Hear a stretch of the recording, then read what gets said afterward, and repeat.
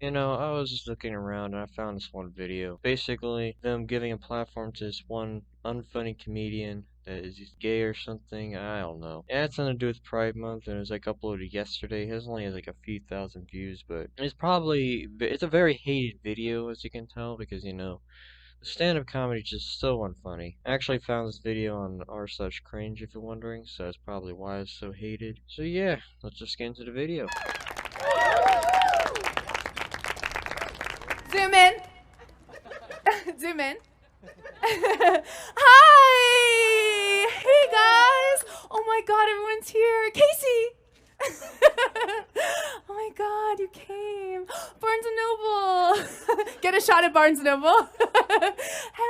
Oh my god, it's creaky. Everyone's here. Oh my god. No, that's not funny. Cut that. And You know, I think that clip of her looking like she was about to jump off was probably gonna be funnier than the rest of her comedy. I just have a feeling that's gonna be the case. by the way, you guys are on camera. Get comfortable. Don't talk into the mic, though. Don't talk into the mic. Where are you from? No, I'm kidding. Okay, now. It's funny because we're not even 2 minutes in the video and she's already harassing the audience, like saying, "Oh, you could be in my stand-up comedy, but don't talk into the mic." I don't think they came here for that. I think they came here for comedy, not to be like. Do they find this funny? Is this like a new kind of style of comedy that I just had never heard of or something? Like I just don't know. Down. And then you could look at them and just be like, literally, I did nothing wrong. I'm supporting her. And then you go, how do you even know it's a her? She hasn't said her pronouns yet. Okay. So I'm Megan Salter. I'm bisexual. You seem sarcastic, so we're just gonna move on. That was weird, right? You're not allowed to talk into the mic. No, I am bisexual, but I am married to a tall drink. But I'm married to a tall drink of water back there. Don't film him. Mark, my baby. Don't look behind. Mark. You know, what does she even want? Does she want people to talk in the show, or does she not want people to talk in the show? Does she want to show her like husband or whatever in the background, or does she not? It's like she's like, hey, there's my boyfriend in the back, and also don't show him because you know, but at the same time there he is, and also like, is it supposed to be the comedy? Like, because it's like 3 minutes in. Why isn't she getting into it yet? Like, where is it at? So I'm really excited about that. It actually does look like this is the building. Like, the whole show, I was like, I'm gonna jump over there and see, but you couldn't, and I won't, and I won't. Keep the fall. At this point, they're like, maybe we should have booked Amy Schumer. I don't know.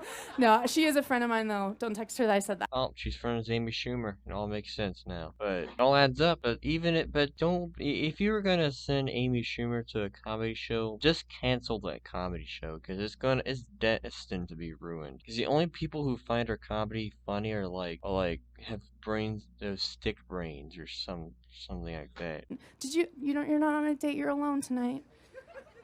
You're alone tonight. Sad. Hashtag sad. You're alone. You're alone tonight. Bet you wish I wasn't wearing shorts. I'm going to perform the piece of the play, though, now for you. And it is, it opens up with me next to candlelight. Is this camera on? I just don't know if I fully trust it. This one's on, right? You're giving me a thumbs up. Must be on. Okay. Imagine being so paranoid that you don't even know if the cameras are on. Like, I think it's quite obvious the cameras are on.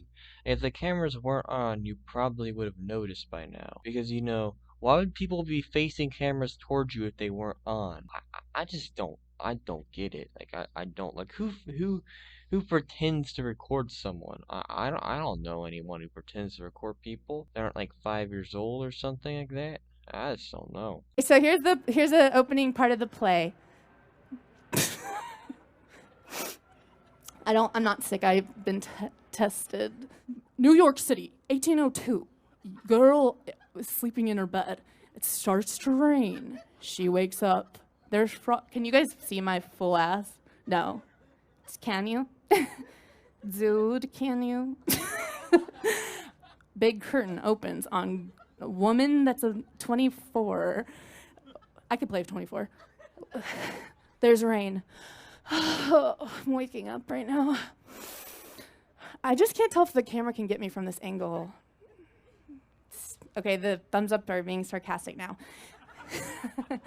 Girl. You know, I was gonna give her a benefit of a doubt that maybe her jokes are something that only a few people find funny. But you know, I realized no one in their audience is even finding her jokes funny. You may be like, oh, that's there, but there's a couple of people laughing in the background. Well, the thing is that those people, I have a high doubt that they're even laughing their joke, but are probably just pretending to laugh because you know, or maybe they're laughing at the fact that's so unfunny that it makes it funny or something like that. Like maybe that's what it is. Because I just don't understand. To you. Oral sex. So simple it should be illegal.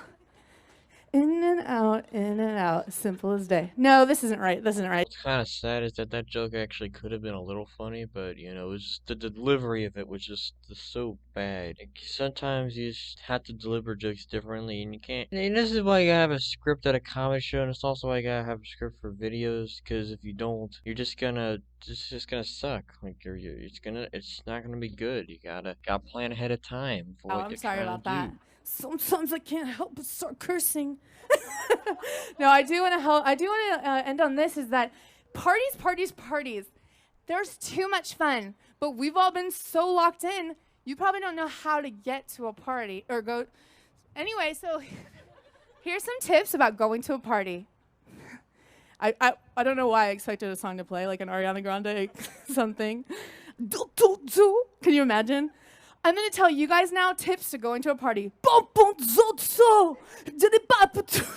I'm at a complete loss of words. Like, what is that even supposed to mean?